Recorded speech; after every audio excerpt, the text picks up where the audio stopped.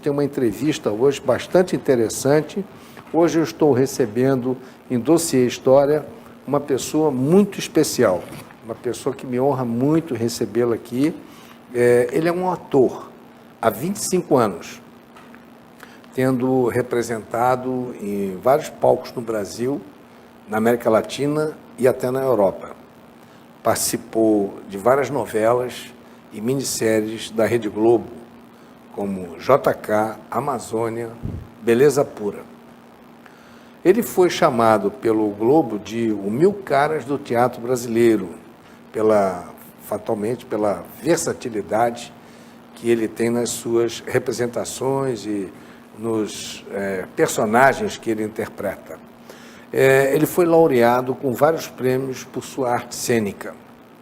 Está há 10 anos em cartaz com a sua consagrada peça D. Pedro I. O nome dele é John Vaz e seu atual espetáculo já rodou por esse Brasil todo, Espanha, Portugal e América do Sul, inclusive em Petrópolis, mas está de volta agora a Petrópolis, dia 9 de maio, será apresentado novamente no Teatro Santa Cecília a partir de 20 horas e 30 minutos. Além de ator, é historiador e jornalista, é maçom, é carioca e, sobretudo, é vascaíno. Atleta do clube, foi até, não só torcedor do Vasco, como foi atleta do clube no basquete. Muito boa noite, meu amigo John Vaz. Satisfação grande em recebê-lo. Tá? Microfones e câmeras à sua disposição para as suas palavras iniciais. Gostei do vascaíno, foi minha surpresa. Eu também. Apesar de que ontem levamos uma fracasso, né? Mas você sabe que eu gostei dos 4-0? Eu não vi o jogo. 2 gols foram roubados, né? Disseram que o primeiro foi irregular. O último também. Porque o Sassá empurrou por trás o Mas nosso pior que o zagueiro. Vasco seja, sempre ganha do Flamengo. Então, é verdade, é verdade. Tá tudo bem, né? Mas nós estamos passando por uma crise braba, né?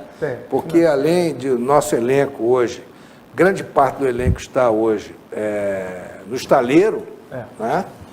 Nós perdemos também grandes valores, grandes jogadores. O Nenê né? foi embora, né?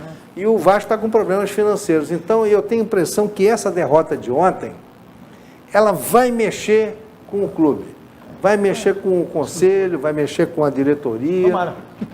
Alguma coisa tem que acontecer, porque só a venda do Paulinho não vai resolver o problema financeiro do Vasco, né? Verdade. Mas muito bem, vamos falar aqui de John Vaz, vamos falar aqui de D. Pedro I. De volta a Petrópolis. Né? De volta a Petrópolis. E aí, como é que você está vendo essa nova, essa reentrée em Petrópolis? Estou feliz de comemorar, não foi nada programado. Sei. Eu atingi uma marca de 10 anos de um espetáculo em cartaz e foi surpresa para qualquer pessoa. Né? E para quem trabalha nas artes cênicas, porque não foi assim, é um espetáculo que eu faço há 10 anos, aleatoriamente, não. Todo ano eu tenho 10, 12 espetáculos que eu faço em 12 cidades diferentes. Foram 88 municípios, mas muitos municípios eu repeti. Por exemplo, São Paulo foram 20 e tantas vezes em municípios, e desses 20 e tantos municípios, 10 deles pelo menos eu repeti mais de uma vez. Então foram muito mais de 100 apresentações pelo país inteiro com esse espetáculo, e foi uma grande surpresa. E tudo começou aqui, no Teatro Municipal, que é lindo, né? Infelizmente não pôde ser agora porque está em obra. Então, e vai ser apresentado no Santa Cecília. E quem trouxe esse espetáculo na época, quem roubou da Prefeitura do Rio esse espetáculo, foi o Amaral e a Aninha, da Secretaria de Educação. Porque esse espetáculo nasceu... O Amaral que está aqui. Está ali, escondendo da gente ali. Esse espetáculo foi patrocinado pela Prefeitura do Rio, que estava patrocinando tudo sobre a chegada da família real portuguesa do Brasil, fazia 200 anos, em 2008. E o prefeito era o César Maia. Ele deu o patrocínio para a peça para fazer para os alunos do município. Aí o Estado também quis e o Pedro II também quis. E aí eu fiz para 6 mil alunos. Só que eu fiz em sala de aula, em quadra. Então não foi num teatro. Aonde que foi realmente a estreia, num teatro, com um público grande, não sei o que, foi em Petrópolis. Então, quem roubou da Prefeitura do Rio o espetáculo para cá, levou, foi uma maravilha. Então, praticamente, a estreia foi aqui, em Petrópolis, como teatro. Um teatro, né? lindo, né? E a partir daí você, então, foram 1.200... passou a desenvolver como espetáculo teatral. Começou com escola. Aqui foram para 1.200 alunos. Saiu daqui, eu fui fazer no Colégio Marista, em Brasília. 2.500 alunos lá. Fiquei uma semana em Brasília fazendo a peça lá, na Asa Sul. E depois dali eu saí para o Colégio Itajaí, que é um colégio de freiras. Colégio, esqueci o nome, em Itajaí. Me falha agora o nome, Santa... E era legal porque é o seguinte, é um colégio de freiras, padres, e tinha essa coisa da maçonaria, então foi ótimo porque eu desmistifiquei completamente essa questão, né?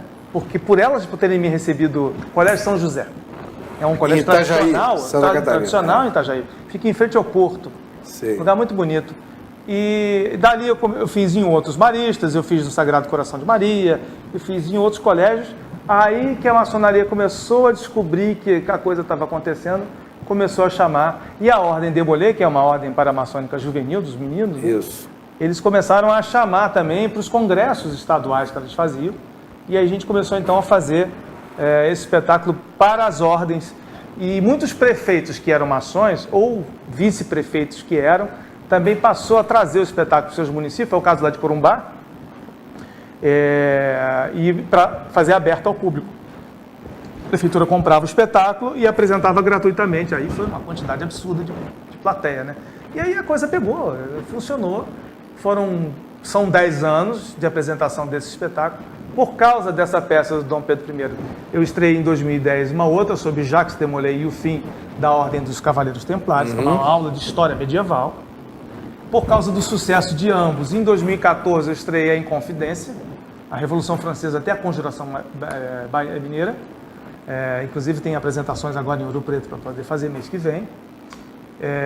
E por causa do sucesso dos três, eu estou entrando no 4º espetáculo, que aliás começou no dia 1º de maio, agora o primeiro ensaio, para estrear em agosto, dia 18 e 19, no Teatro Cerrado, que é o 7º Selo de Bafomé, que é um espetáculo sobre mitologia e sobre as origens da maçonaria e a questão do mito.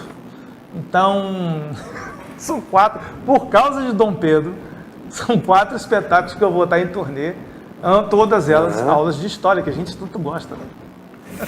Agora, eu te pergunto o seguinte, você é ator de origem, né? E como é que entrou a história, porque você é historiador e jornalista também, como é que entrou a história e o jornalismo na sua vida? Eu fui jogador do Vasco. Meu pai foi vice-presidente do Vasco e eu tive minha história lá. Eu joguei futebol de salão, depois eu passei para o basquete e fiquei lá até sair com rompimento de ligamentos e tal, não sei o quê, e eu decidi entrar no teatro. O jornalismo entrou por uma questão de que eu tinha que escolher alguma coisa porque minha avó queria que eu me formasse em alguma coisa. Então aquela coisa de que você faz para poder agradar os pais, né? E aí eu fiz jornalismo, exerci, mas eu já era ator. Né? Ainda foi isso em 97, eu já era ator profissional em 95. Eu exerci escrevendo em revistas de cultura, a revista Estação Zona Sul, lá no Rio, mas eu já estava atuando. E a história entrou, mas já era diretor do Museu da República, do Teatro Museu da República, eu assumi lá em 99, até a mãe do Sérgio Cabral, aquele que está preso, assumir a direção do museu e acabar com tudo que tem de bom lá. Eu tive que sair também, isso foi em 2007, né? 2007 por aí. E nesse período, como eu estava trabalhando dentro do Palácio do Catete, e eu pude interpretar lá o JK, por exemplo, nos 100 anos de Juscelino Kubitschek, em 2002, eu fiz o espetáculo dentro... Foi uma minissérie também, não foi? Antes da minissérie, eu fiz o JK no teatro, um espetáculo chamado Por que Construir Brasília? E ele era dentro do Palácio do Catete, itinerante. Ele começava no salão ministerial e ia para o saguão principal do palácio. E o espetáculo acontecia dentro... E você fazia o papel do JK, era um monólogo. Era uma coisa, aconteceu uma coisa muito interessante. No final do Museu da República, que hoje é o Museu da República, o JK mandou construir umas casas para os antigos trabalhadores do palácio. Sim. Desses anos todos sobrou uma pessoa.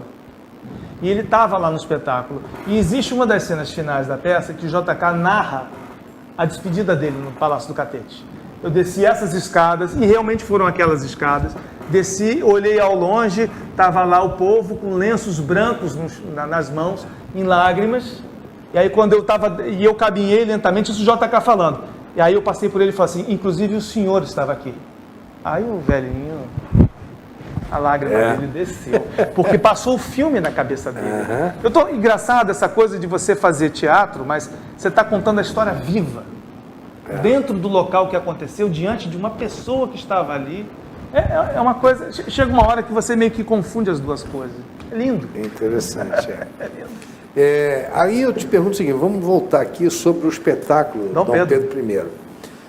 Nosso programa, basicamente, é um programa que ele se envereda pela história do Brasil, mas aqui também a gente vai longe, vai em outras fronteiras também, a história universal.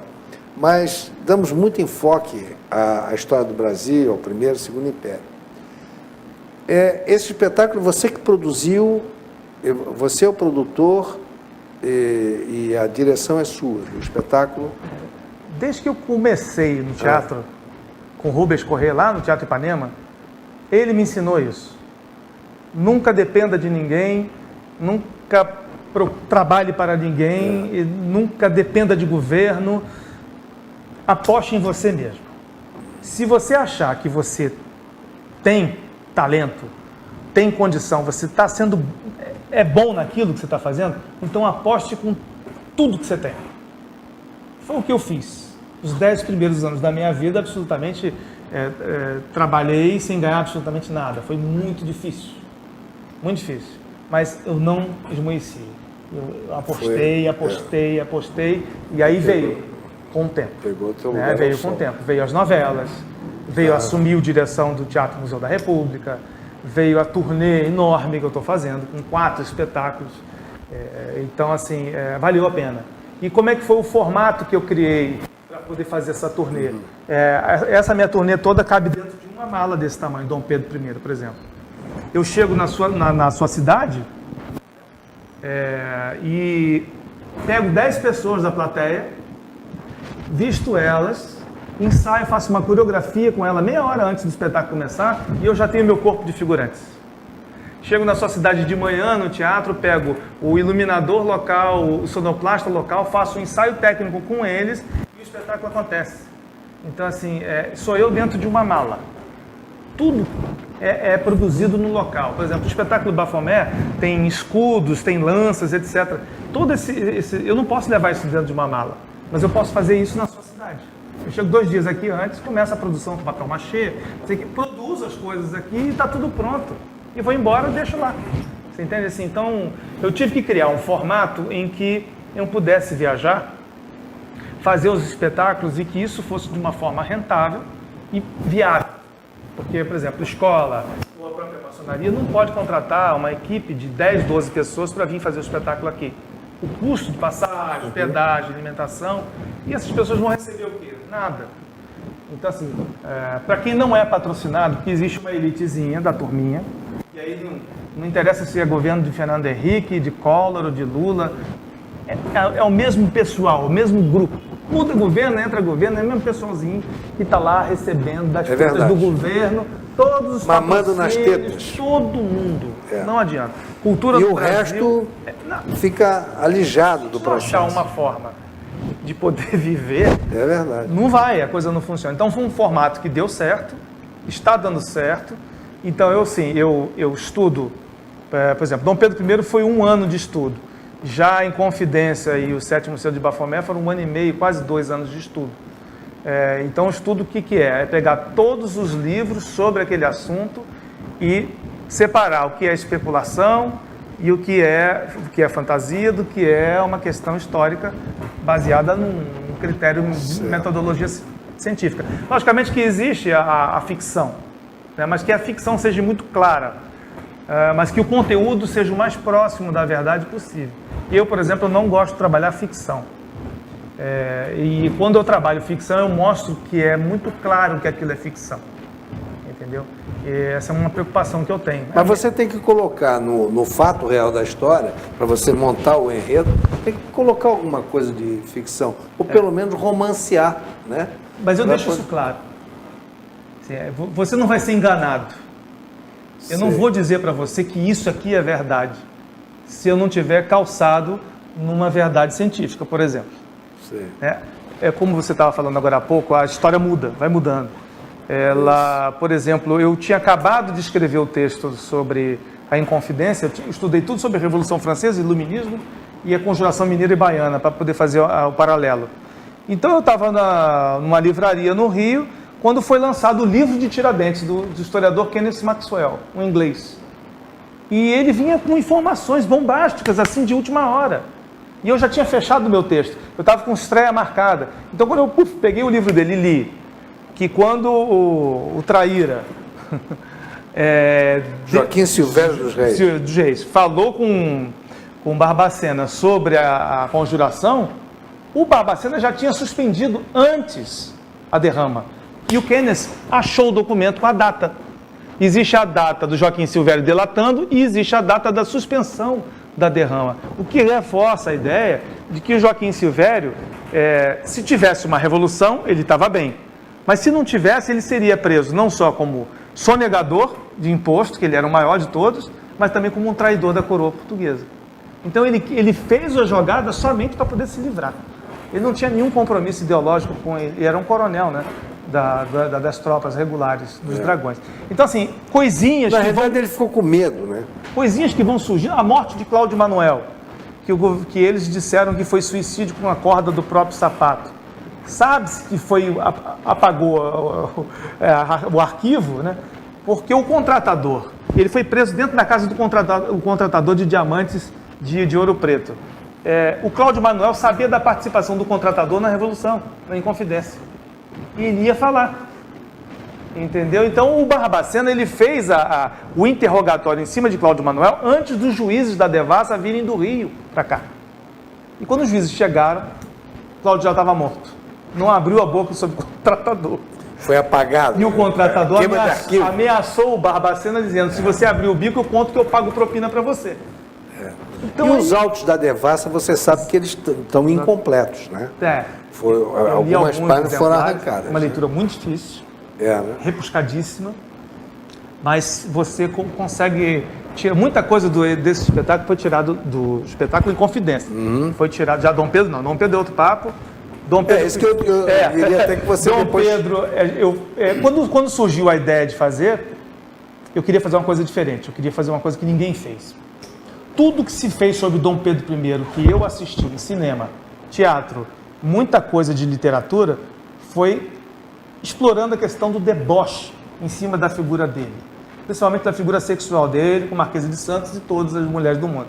Todo mundo foca muito nisso. Mas uma pessoa não é só isso. E eu falo, poxa, um cara com 20 anos de idade que é príncipe e imperador e depois... Vocês querem o que de um cara de 20 anos que é imperador do Brasil? Gente, né? E que foi criado aqui nas ruas do... Existe um livro junto com os escravos, junto existe com um o livro povo da na rua. Isabel Lustosa, que é minha amiga e historiadora das grandes, e ele diz que foi o primeiro carioca que surgiu, porque ele era malandro, ele roubava na cozinha, ele se enrolava com os meninos. Ele era popular. Ao contrário do Miguel, que foi criado para ser a realeza. Namorava as escravas, ele tinha os amigos dele, eram populares. Né? Então eu fui ao Grande Oriente Lusitano, em Portugal, e lá eu fui recebido pelo grão-mestre da maçonaria de lá, José Maria da Graça. E tomamos um bom porto, como ele diz, e ali nós conversamos sobre Pedro IV.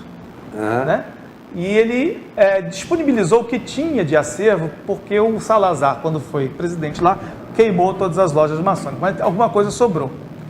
Então, com as fontes que eu tenho lá e com o livro do Grande Oriente do Brasil, que o Gobi lançou um livro sobre a história do Grande Oriente do Brasil, lá tem as atas de informação dos discursos do Zé Bonifácio, do Gonçalves Ledo, até a chegada de Dom Pedro I na iniciação dele, irmão Guatimozin, do rito adorinamita, quando ele foi iniciado lá. Então, assim, é uma fonte de pesquisa muito interessante que você tem ali nos berços.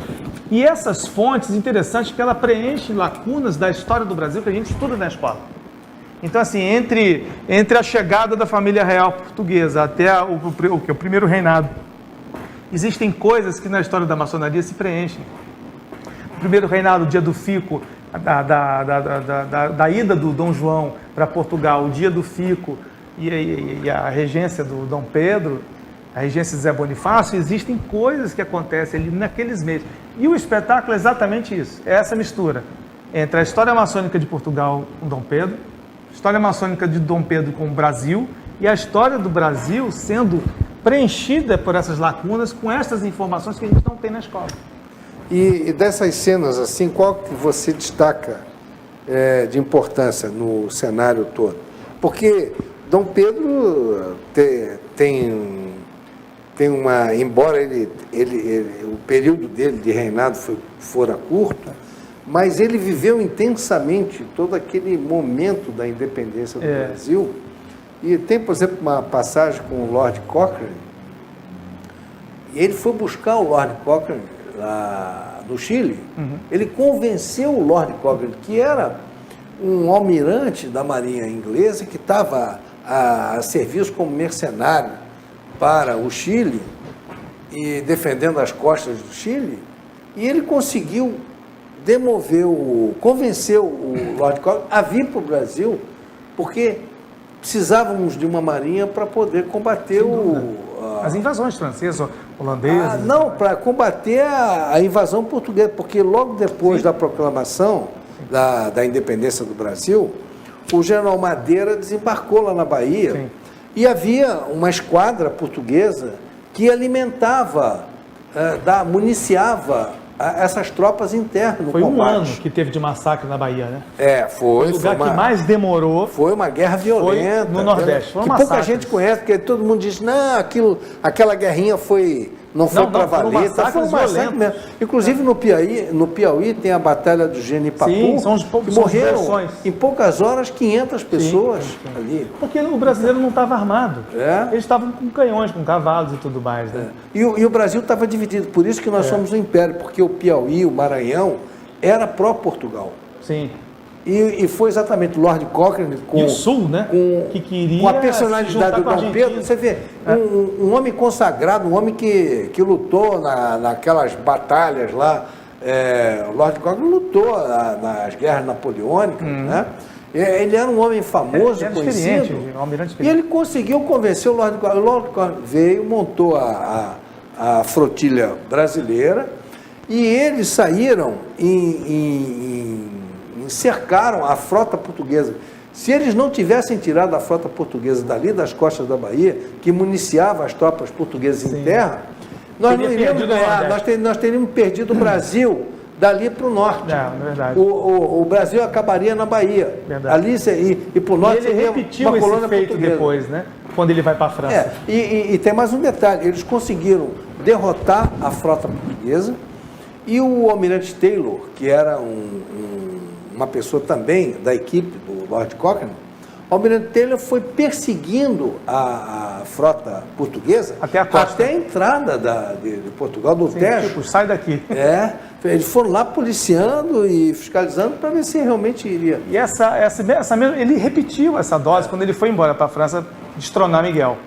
E aí, você estava falando sobre a questão do Dom Pedro, eu li um livro chamado As Mil Faces do Herói, Joseph Campbell, falando da questão da origem do herói, né?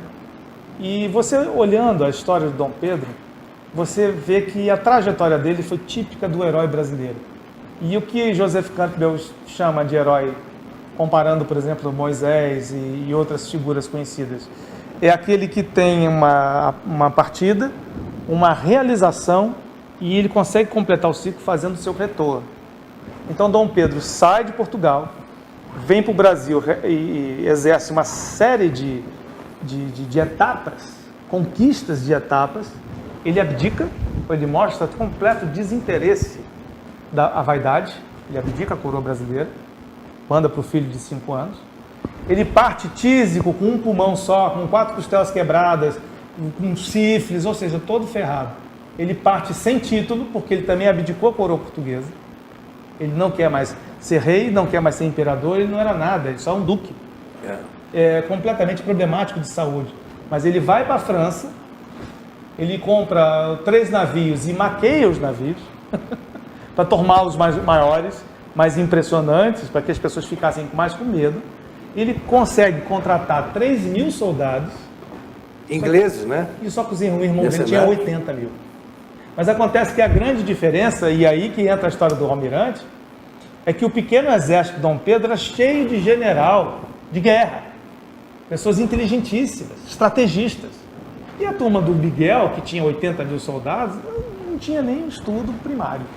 Eles eram simplesmente pessoas que estavam ali, com qualquer coisa. Viviam na corte, né? Então assim, tanto é que quando houve a invasão de Dom Pedro, com seus 3.000 exército brancaleone dele, ele consegue tomar o Porto, ele não encontra resistência nenhuma. Quem conhece Portugal sabe que o Porto fica bem no norte, né? Lisboa muito para cá.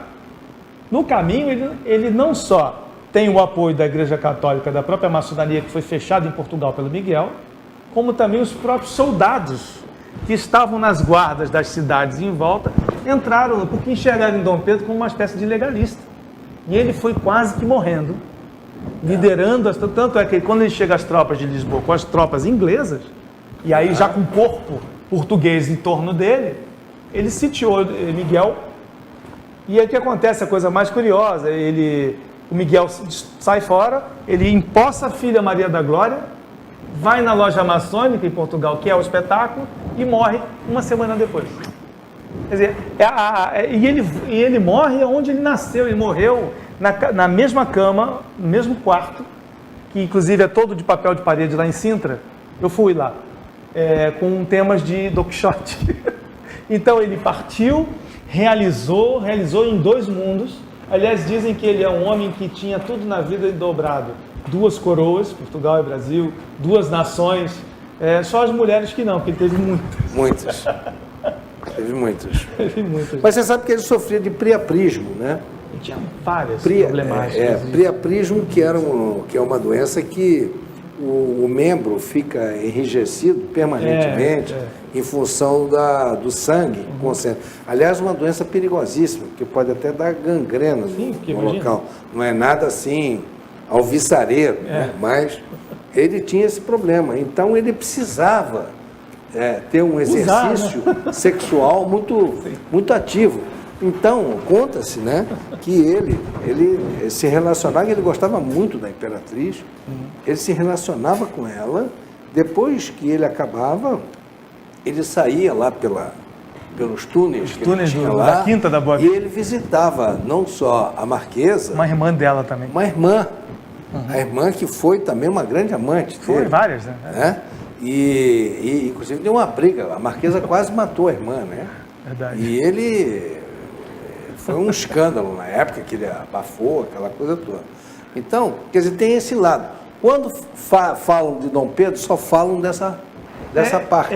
E você traz um enfoque histórico dele fundamental. Eu falo da relação dele com Leopoldina e da relação dele com Domitila, mas de uma forma sóbria.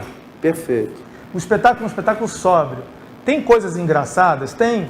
Com o fato, por exemplo, dele ter comido ovos moles de Aveiro, em São Paulo, quando ele proclamou a independência, e aquilo ali trouxe um desarranjo para ele. Aquele ali é um momento engraçado do espetáculo, mas até isso não fala de forma desonrosa. Perfeito. A figura dele. A relação dele com Domitila, a relação dele com a Imperatriz Leopoldina, uma relação política. E aí, quando eu falo de Domitila, eu trago o Dom Pedro do príncipe para o homem. Eu falo que o que um homem e uma mulher precisam? De paixão, de cumplicidade, de amor, não de títulos, cargos e projetos políticos. Ele fala assim, eu só queria ser um homem comum, com uma mulher comum. Só queria isso, mas eu não podia. Aí vem a questão sóbria do príncipe. Por que não posso? Porque eu sou um monarca, eu tinha que escolher entre ficar com a minha amada ou jogar o Império do Brasil no lixo. Aí ele fala... em nome contrariando as minhas vontades, rejeitando os meus desejos, e em nome do Império do Brasil, rompo o meu relacionamento com a Marquesa de Santos, e caso com a Amélia, segunda Imperatriz do Brasil. Aí tem uma convulsão de tosse, cai no chão, e aí ele vai para a cadeira. O resto não conta não, que vocês têm que ir lá no Teatro assistir. Estaremos todos lá dia 9, hein, gente? Não esqueçam. Dia 9 de maio, agora é na próxima quarta-feira. Agora, quarta-feira. Quarta-feira. 20 horas e 30 minutos, no Teatro Santa Cecília. O meu amigo John Vaz estará lá reestreando em Petrópolis, né? Reestreando a peça por 10 anos. 10 anos. Essa peça, muito interessante. Mas você sabe que... Aí você toca alguma coisa com relação à guerra da independência, as guerras da independência? A independência do Brasil eu conto, sim. Não, mas as guerras depois que vieram, as guerras da independência... Sim, eu conto dos massacres que aconteceram no Nordeste, o tempo, como é que foram essas guerras. Logicamente que você não pode resumir 1808, 1834 de história em uma hora. Claro. Muitos são os detalhes. Exato. Não pode fugir do... ainda mais num teatro, né? É muita informação, né? Então, assim, mas as informações são dadas... logicamente que eu pontuo mais uma coisa do que a outra, mas eu quero que o público não pense muito. Eu quero que ele sinta mais, porque é uma história diferente da história dos Templários, que é um espetáculo que começa do fim, e eu me transformo em Saladino, e depois em Papa Clemente V. É um espetáculo muito mais dinâmico, mais violento fisicamente, tem fogueira, Inquisição. E você está atuando ainda nesse espetáculo Todos também? os 3 espetáculos estão em cartaz. Eu estou saindo daqui de Dom Pedro, e eu estou fazendo Tiradentes na semana que vem, na outra eu estou fazendo Jacques de Molay. E onde são esses lugares? 4 espetáculos. Bom, agora vai ser em Belo Horizonte. Sim. Dia 19 de maio, vai ser num hotel, num congresso maçônico. E ali nós temos mais... Por isso que o Globo te deu essa... 1000 caras. Essa 1000 caras, né? Te qualificou como artista só no de 1000 caras. espetáculo do Jacques de Molay, eu interpreto 4 personagens. Salomão, Irã Rabif, Jacques de Molay, Papa Clemente V e Saladino. 5, numa peça só. E como é que foi a tua aventura lá na Globo? A TV Globo foram 2 momentos. Foi o primeiro momento nos anos 90, quando eu fiz a Gangue do Matosão, a Vamp, novela Vamp, mas foi mais uma brincadeira, porque eu fazia tablado, e todos os meninos faziam tablado, que estavam nas novelas, estavam fazendo tablado também. A turma mais velha que eu era Alexandre Frota, Guilherme de Pádua, Humberto Martins, essa turma, Maurício Matar, essa turma era uma turma mais velha. E a nossa turma aqui, a turma mais nova, era do Moscovis, estava no início da carreira dele, nunca tinha feito televisão. A primeira novela que ele fez, nós fizemos juntos, que é Pedra sobre Pedra, em 91. Ele tinha um Fusquinha verde, que eu ia de carona com ele, da Projac para cá, no Fusquinha dele, verde. Agora ele deve estar dirigindo um Porsche, né? E era legal demais. Então, precisava de uma garotada para fazer a Gangue do Matosão, e o Flávio Silvino, que era filho do Paulo Silvino, humorista, né? Ele morava no mesmo condomínio que eu, no Nova Ipanema, na Barra. E aí a gente foi e fez, foi super gostoso. E eu tinha que morrer na novela. E aí quando eu morria o contrato acabava, não ganhava mais dinheiro.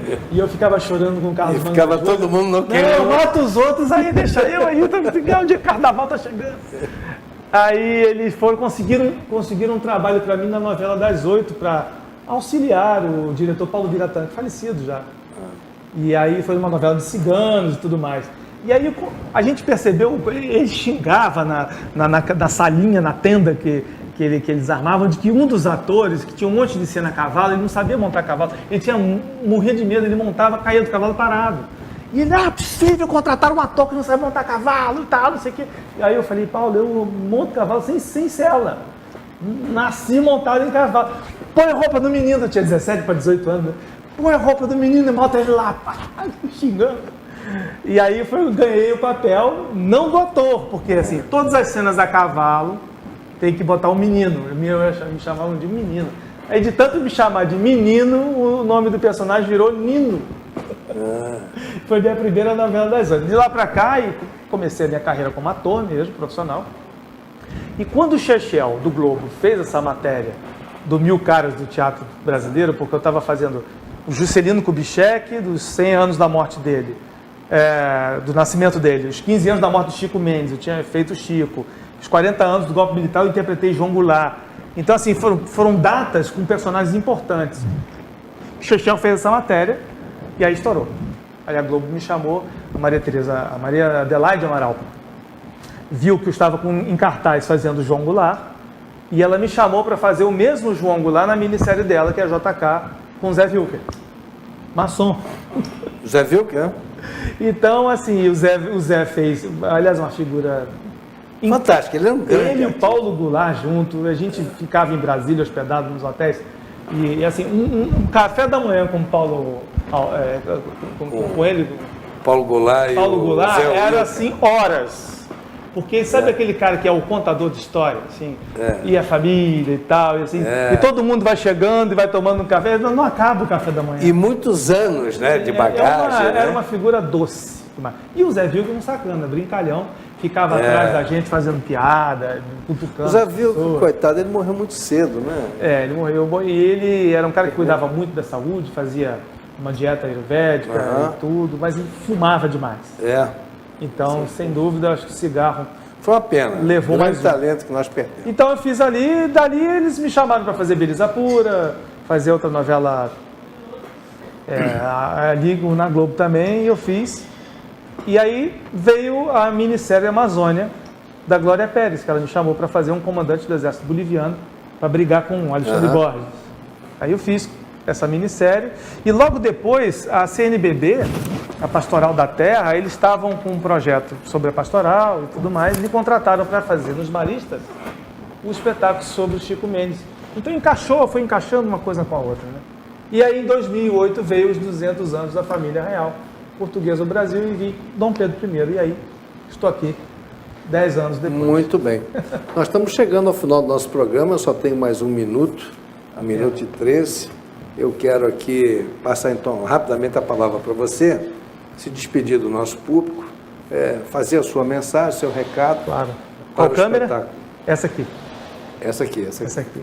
Bom, muito obrigado, Petrópolis, por vocês terem me acolhido 10 anos atrás, voltando aqui à cidade de vocês. Espero que compareçam ao teatro no dia 9 de maio, às 8h30 da noite, lá no Teatro Santa Cecília, para que a gente possa ter esse contato de novo, tanto no espetáculo como no pós-espetáculo também, quando eu faço um debate sobre o tema.